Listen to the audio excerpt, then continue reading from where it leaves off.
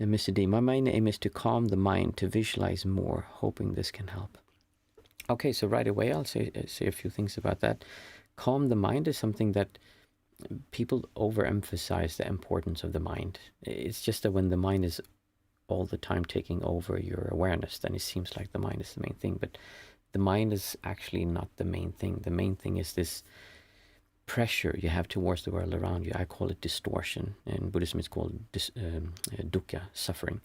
So when you have the world around you, you create like a pressure towards it. Everything has its own tension. So that tension creates this sense of self, which is you. And then from that, you have some thoughts. Oh, this is a bad sofa because I'm allergic to wool, so it's a bad sofa. And then I have a feeling of what bad means. That's a thought. And then you start running the thought, oh, how could they put a sofa of wool in here? Those bastards, don't they know that could be dangerous? I mean, I put it here myself, but I'm just saying. So the mind goes off, but the mind is not actually the first problem. The thoughts are just a symptom of the stimuli and concepts and ideas that you take on. Secondly, hey Andres. Secondly, when it comes to visualization, there are different. I'm not going to say I'm against visualization, but I'll say that visualization takes you away from experiencing reality. It moves you away from what's happening now. Because when you go into your mind, you're kind of closing off your senses and you're going off in a fantasy. It's usually related to law of attraction, where people try to become harmonious with what they want, and then they believe that if they get that thing, they will be happy. So for me, law of attraction is just another way of getting stuff. Which, again, there's nothing wrong with that. I live in a house, I have kids and a family, I need to have stuff. I need to have money to pay for our home, I need to pay for this camera, I need to make sure we have food and that we have electricity. So it's not that that's something bad, but I see that as something separate from what we're doing here. So you can do that, but that's not what we teach here. I mean, a byproduct, when you take medicine, there's side effects. A side effect is that you'll have a calmer mind, but that's not what we're aiming for. So I hope I didn't scare you away, and I hope that makes sense. Ranjit Nyair. Some days I've great meditation. The other days I can't control the thoughts, even though I try to let the thoughts go. Do you prime your mind to a certain mood or emotion before you begin meditation? By the way, welcome. I don't think I've seen it before either. Well, not really emotion. I have this thing where I say that the main important thing, that the whole reason we're doing this meditation is to enjoy being alive, to feel good about being you, about being here, about experiencing. And I don't mean good about, oh, I have all these nice things, I have this lifestyle, I am healthy, I have my family, there's peace, hopefully where you're sitting and listening to this, there's a peaceful place around you. Those are ideas and things that you believe affect you. I'm talking about appreciating and enjoying experiencing the world through your senses. Just the very fact of, I'm looking now at this lens here, and it's a new lens. Actually, it's an old lens, but I wanted to try it instead. And it has this really nice big lens in front, and there's a reflection. And that reflection is interesting to look at it. It's actually beautiful. There's glass, and there's like a ring, and it becomes like a small mirror, and there's this tiny text, and there's metal and stuff around. So it's becoming your senses, experiencing your senses, not because you want to get something or because the world needs to be a certain thing, but to be here and enjoying being here. I call it being in a good mood. It's not really an emotion in the same way, but that's a bit more complicated topic. So no, I don't really prime myself. You can do that. But what I try to do is let go of all things and just focus on enjoying. That's the whole reason why I do these meditations. Jack, a wise man once told me, the more you think, the less of the real you is up front and the figure is in your place. He also told me that alcohol helps with getting you out of you. Yeah, okay, the first one, absolutely. Yeah, the more you think, the less you're here. That's when you go into a fantasy, even if it's a nice fantasy, a visualization, you take yourself away from here and you create more sense of me. And you think about something outside of what's happening here right now, which will not bring you that feeling of enjoyment or being in a good mood, which also I should say that's not really something you do. That's more something that comes up when you sit. It's not like you do this good mood. It's what's always there, and when you get out of the way, that's kind of what's there. My fiance, she jokes, and maybe she's not joking. Actually, she's dead serious. I think she says that I'm much more enjoyable to be around when there's less of me there, when I'm not really there, and not that I'm off in my mind somewhere else, but when there's not so strong a sense, when I don't have a strong sense of self, because then I don't have to defend anything. I don't need to protect my ideas and beliefs, and there's less arguments. I enjoy just seeing things. I enjoy seeing my children play, not because I'm like, oh, they're so cute, they're so beautiful in their mind. I mean, all those things are true, but it's just seeing the joy of a child laughing and jumping around. And today they were just before now we put them to bed, they were jumping around on the sofa, tickling each other. And my youngest, he's 2 years old, and he has this like, childish laughter. As a child, only a child can laugh like that. It's just so nice to feel that. And alcohol can getting out of you.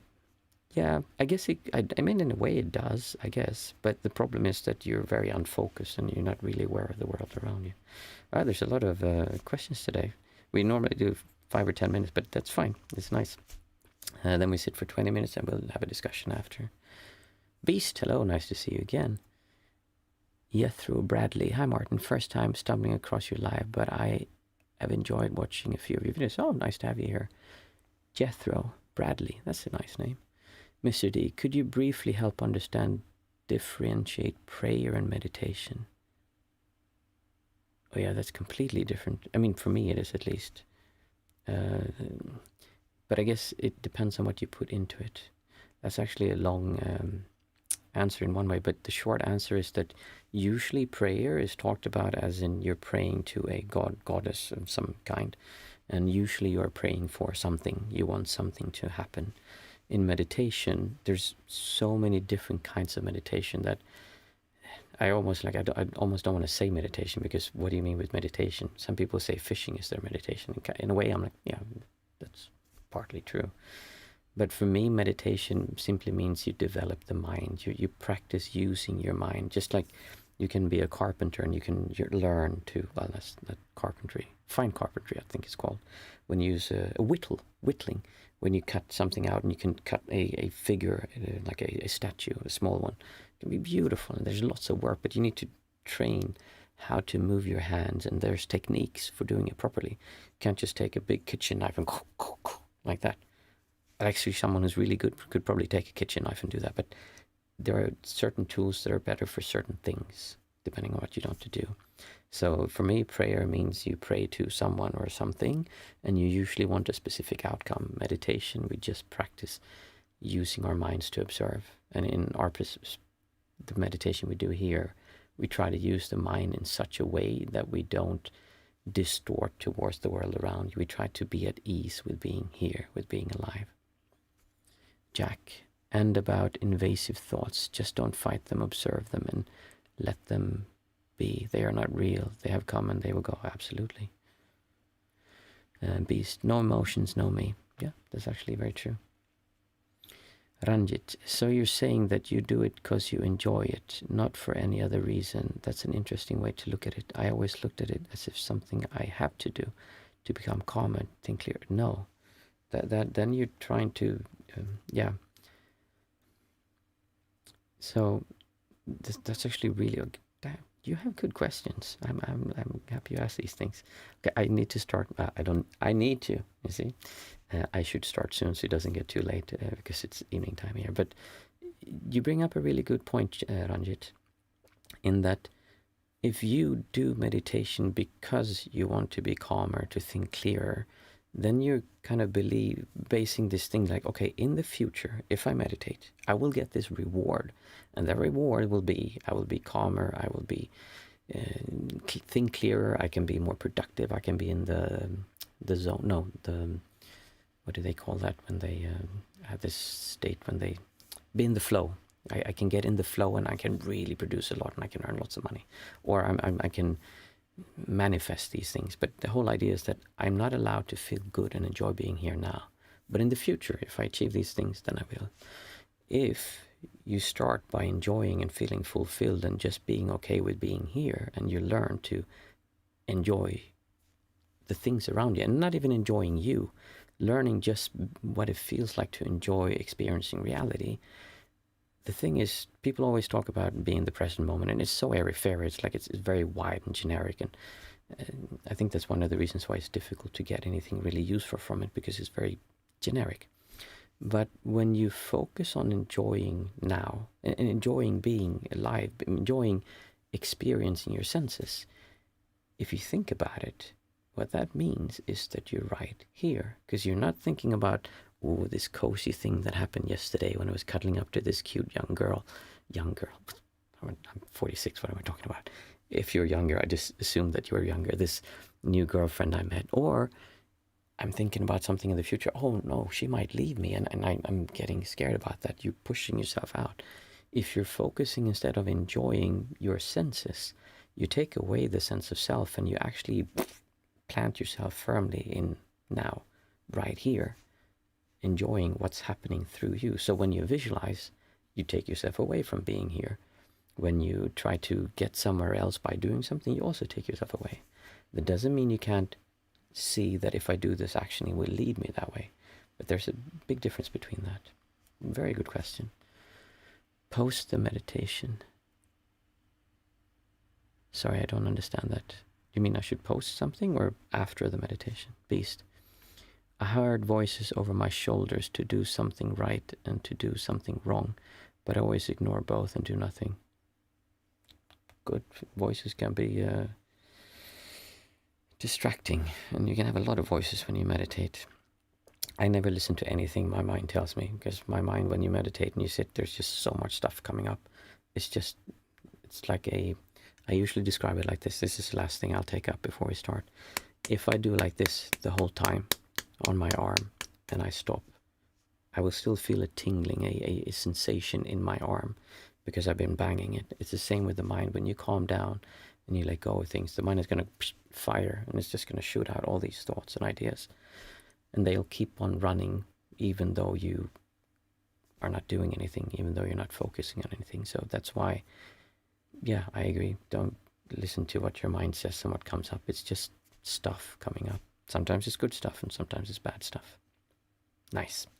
So for those of you who are new, what we do, we start with an exercise we call the 5, 4, 3, 2, 1 method, which means that we say out aloud 5 things that we can see, 4 things we can feel, 3 things we can hear, 2 things we can smell, and 1 thing that we can taste.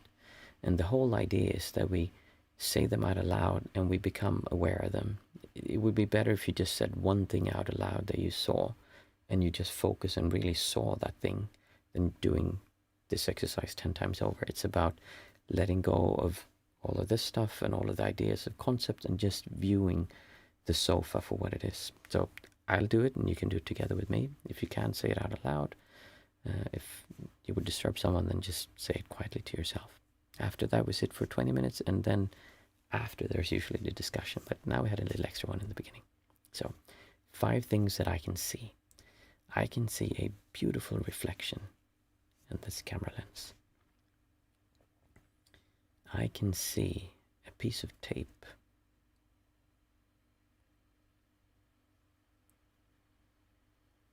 I see a piece of lint on the sofa. I see a pair of headphones.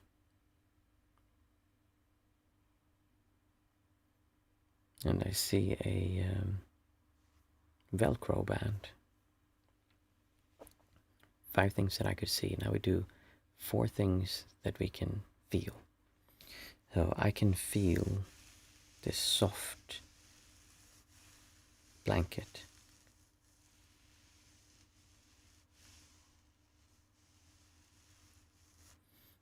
I can feel the warmth of this cup.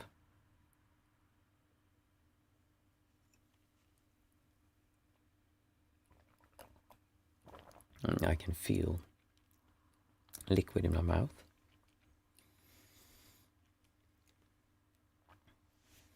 And I can feel a mouse mat. 4 things that I could feel. Then we take 3 things that we can hear. And now we need to focus a little bit more, and don't take the first thing that you hear. If you hear a sound, try to look for nuances in that sound. Try to look for things that aren't obviously in front. But by all means, take whatever you can. But try to listen and see more detail than you normally would.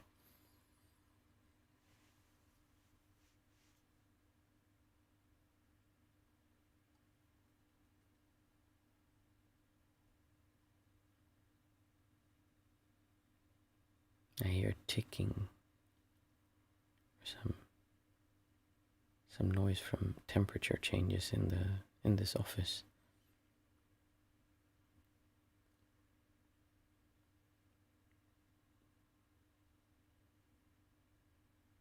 I hear distant sounds of tires.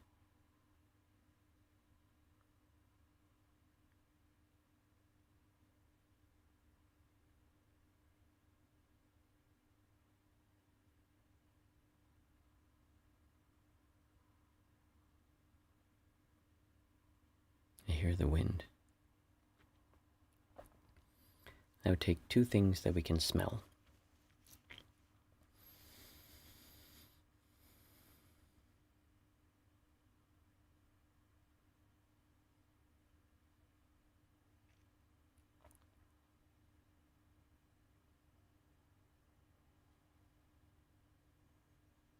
I can smell vanilla.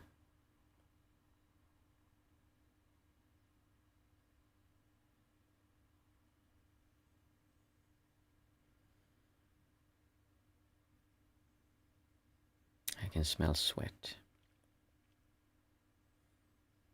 And finally, we take 1 thing that we can taste.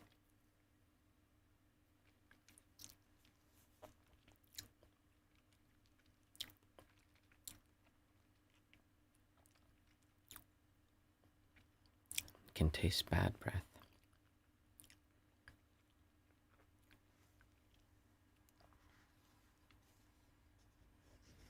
So this is Thursday, so there's no guided meditation today. We just sit for 20 minutes together.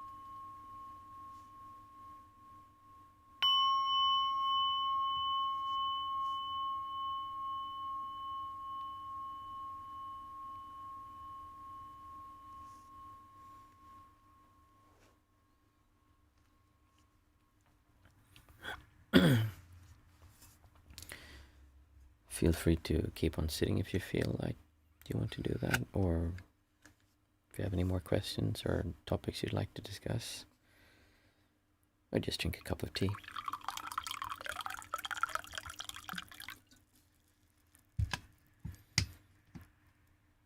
So I think someone wrote some things before.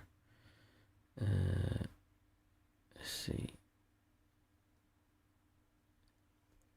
Ranjit is saying, how do you manage external world from disturbing your inner world?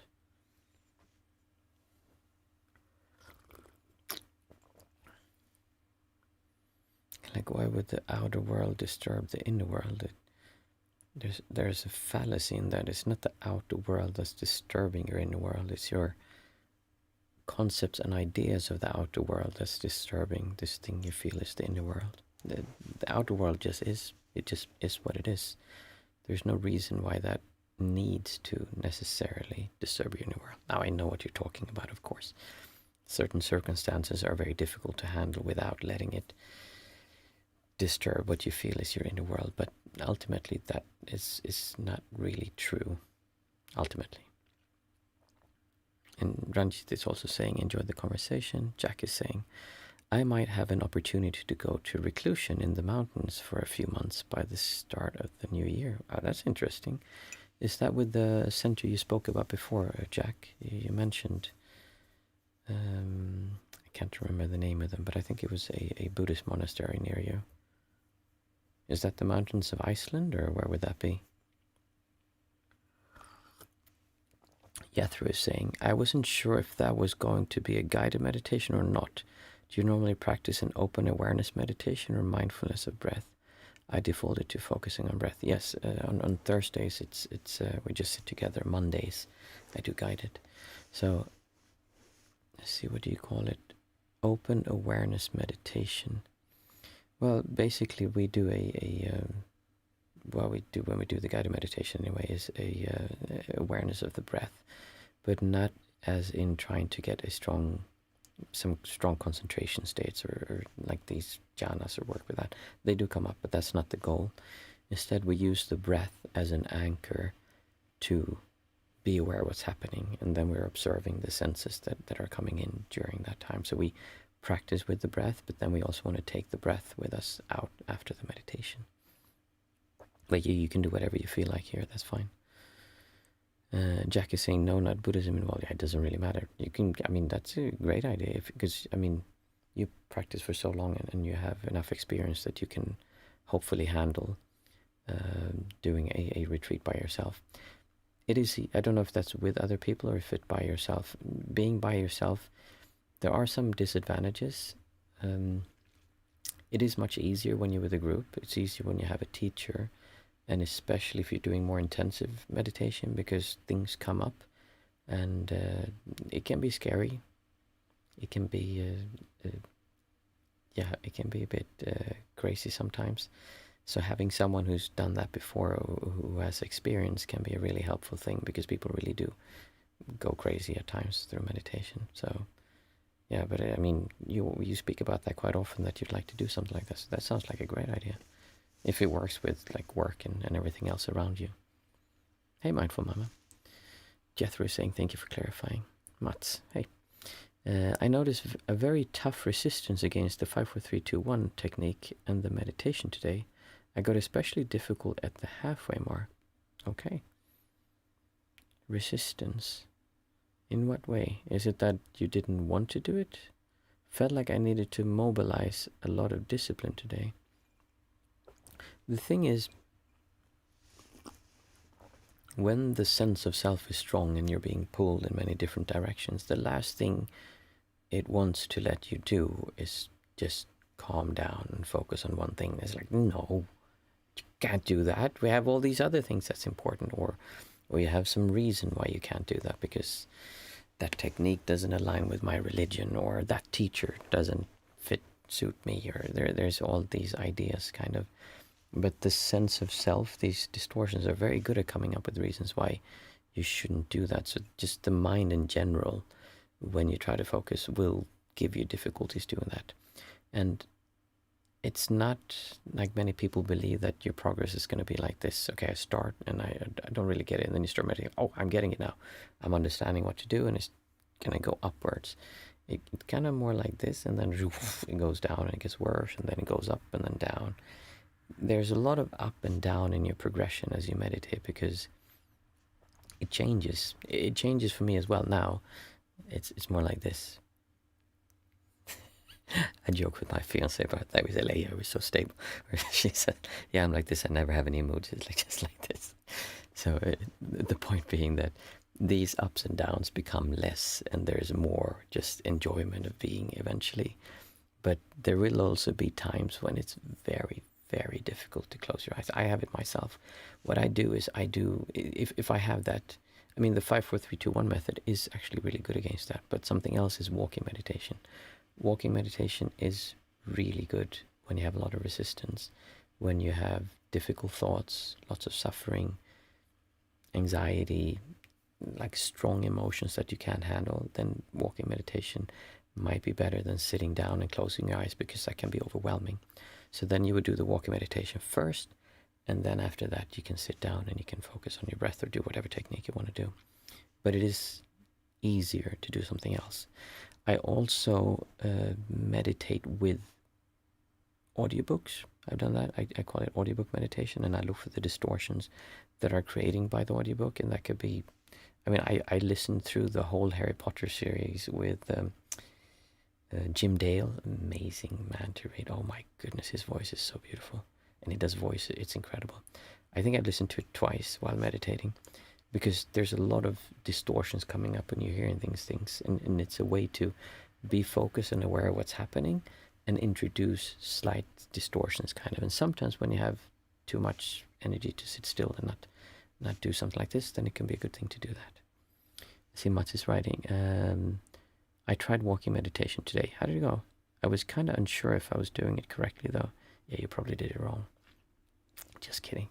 I'll have to put out a video on that one day. It's the one that I like to do is called I learned it from a Thai monk, I think he was. He called it was it the 7-step lotus walking meditation? There's a way that you can walk so that you always basically walk like this, and you turn every 7th step. And you do it so that you always turn towards the same side. So you walk here and you turn that way. And then you walk back and you turn that way. And you walk that way. And the reason is you don't want to be going around in a circle. Or at least this is the reason I found for doing it this way. If you walk around in a circle, it's easier to just start going in a circle. All of a sudden you want to go in a straight line. You want to be aware of the steps you're taking and then do that. Also, the way that I recommend you do meditation, as I do with all kinds of meditation I do, is that we don't do the Mahasi technique. They would focus on like stepping, touching, lifting, stepping, touching, and you can feel, or you can do bending, flexing, touching, pressure, bending, moving. You would note the sensations you're having, and that gives you really strong awareness. But that's not really what we're trying to do here. We're trying to use the movement, which is less anxiety prone than sitting down with closed eyes, to give us something to feel. And then we try to have a loose awareness of everything that's happening and just be aware. Let go of all these distortions, all this pressure around you, to just feel the sensations of moving. And we don't want to feel them like pinpoints. We want to feel the whole sense of us moving. That's at least how I teach walking meditation. Jack is saying, try not to think about progress, just be. And if you have to think, just let the thoughts of achievement and failure flow as they do normal with it any day work. Yeah, basically that's it. The difficulty though is doing that, but you are right, Jack.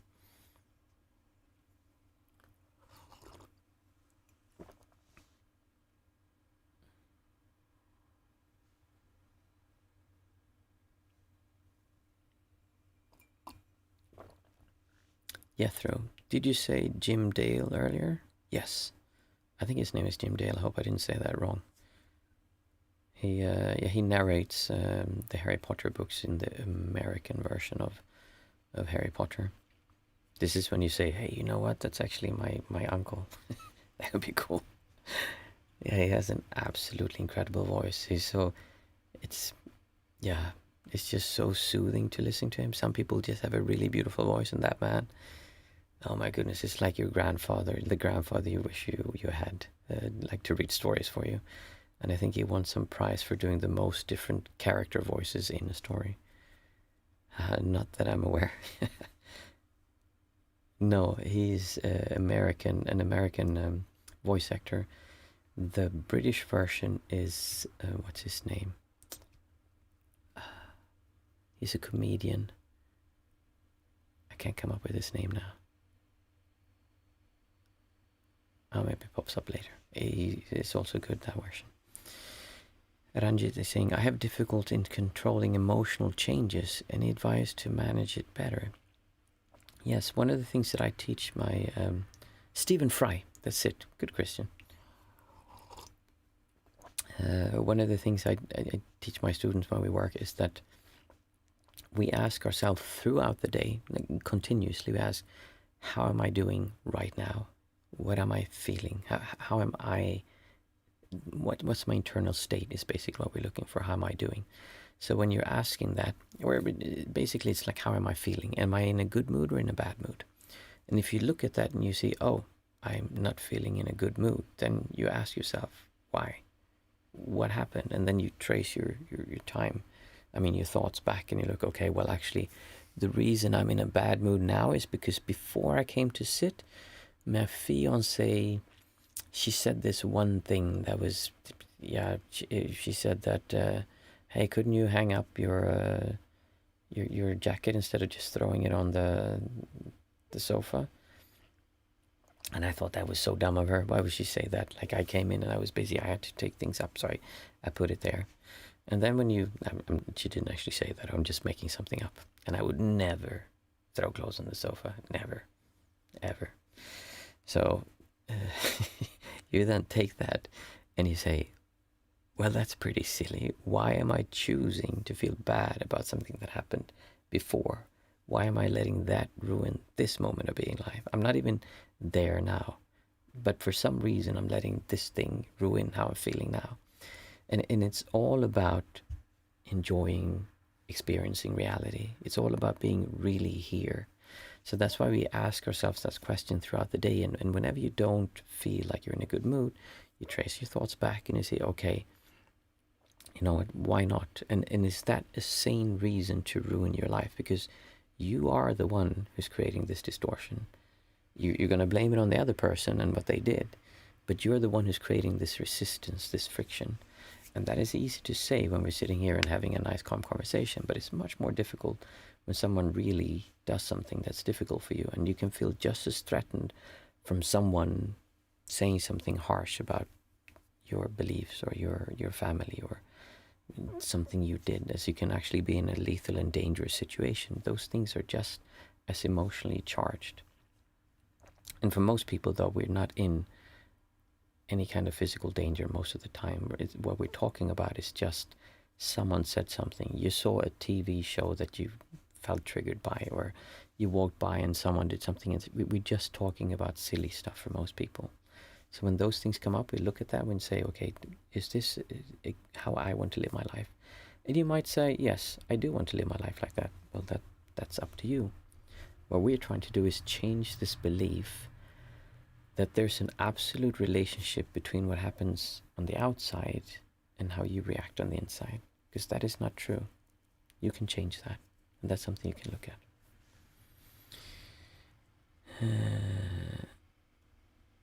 Jethro is saying, okay, there's a British actor also called Jim Dale who was in the Carry On film series.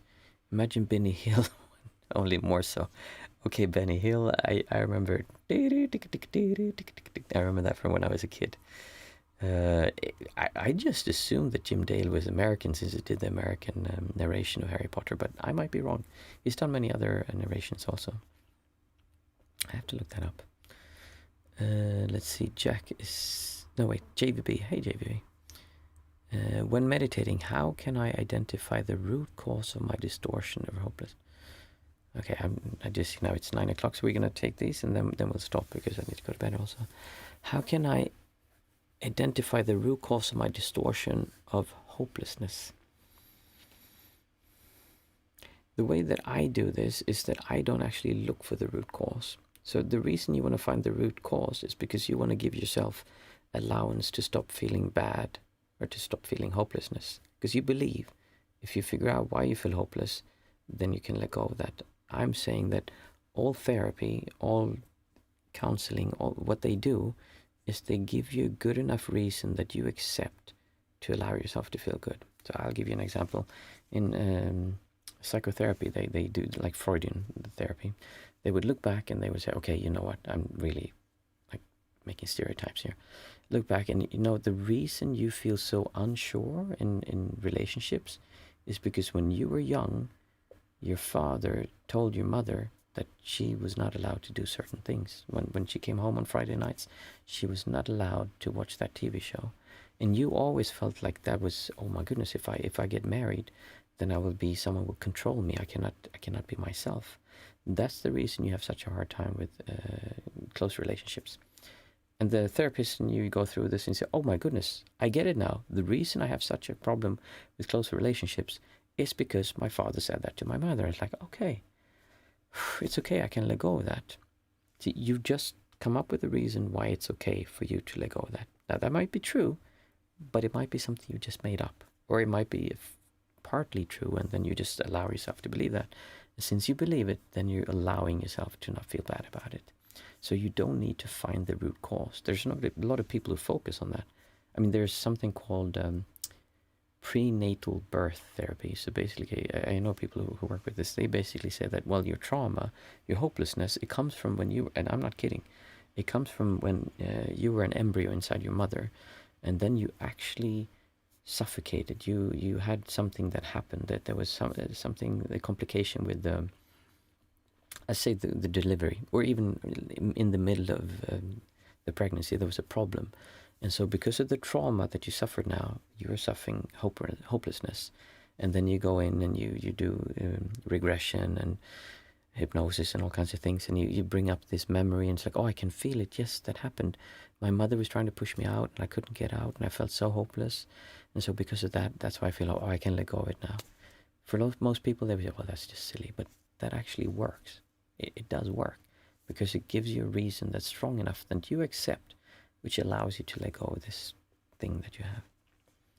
Jack, progress in meditation can't be measured in kilometers per hour. There's no speed limit. No one to keep the score. The only one that keeps you from achieving your own jhanas is you. Well, I guess in one way you could call jhanas like a speed limit, if you want to make that analogy. But yes, you're right, Jack. Mats, would really appreciate a video on walking meditation. Anyways, thanks for the meditation, Martin. See you on Monday. Hopefully. Have a good evening, everyone. Thank you, Mats. And Mats is absolutely right. It's getting late. I enjoyed tonight. Nice seeing so many new faces, and I wish you all a pleasant weekend, and try it. Ask yourself throughout the weekend, how am I doing right now? And if you're not feeling good, ask yourself why, and see if that's a valuable, a sensible way to spend your time. Again, not criticizing, not saying you don't have a difficult situation. I'm just saying, look if that is something that you can let go of. See you on Monday, everyone.